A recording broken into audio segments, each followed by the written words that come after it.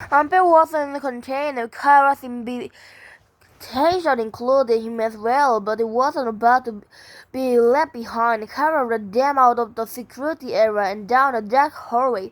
Sorry, I walked this road, said Ginny. There's no hurry, said Kara. As out in the arena, the audience was stomping and clapping. So are you like a nurse or something? She asked Armpit. We're just friends, that's all, he told her. It's my best friend, said Ginny. I'm so sorry, Kyra said, because Ginny was a white girl and Abby was older and when African American she had just a son who worked for her family. Talk about Lexim. Abby had no idea why she was sorrowful. This is Fred, my bodyguard, Kyra said. Is here to protect me from Ginny. You think you can handle her, Fred? She looks wobble dangerous.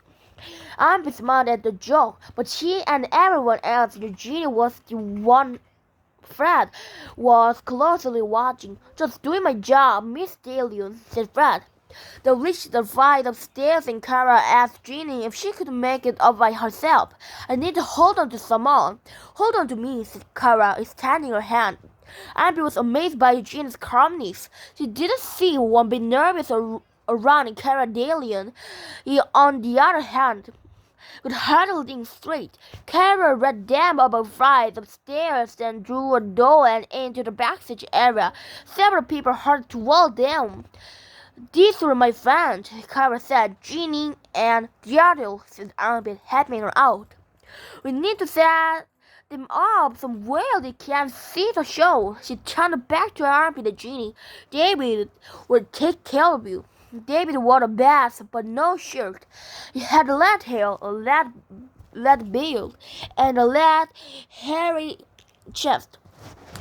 A belly shirt was attached to his belt and in the many pockets of his vest. Come with me, David said as his friendly woman led Kara away. We'll set you behind the soundboard. Wait, said a very pretty woman in a short skirt and tight t-shirt. Hold on, honey. Let me get you cleaned up first, David. Get them some t-shirts. The woman introduced herself as Rosemary and brought them to a makeup area where the three backup singers were smoking while she was helping Gina wash up. David returned with a box of souvenir t-shirts. What color you want? Red, said Ginny. One for him too, said Rosemary, indicating Armpit. I'm fine, said Armpit. You're the mess. You take off your shirt. David grabbed a couple of folding chairs and led Armpit and Ginny out onto the stage. He walked close enough to the keyboard that he could play the note. The audience, which had been yelling and stomping impatiently, suddenly stopped and applauded, glad that at last something was happening. Ginny squeezed Armpit's hand. David set up the chest behind a large piece of electronic equipment. Don't worry, he said. You'll be invisible here. It was near one of the speaker towers, but back behind it, so they wouldn't be blasted by the sound.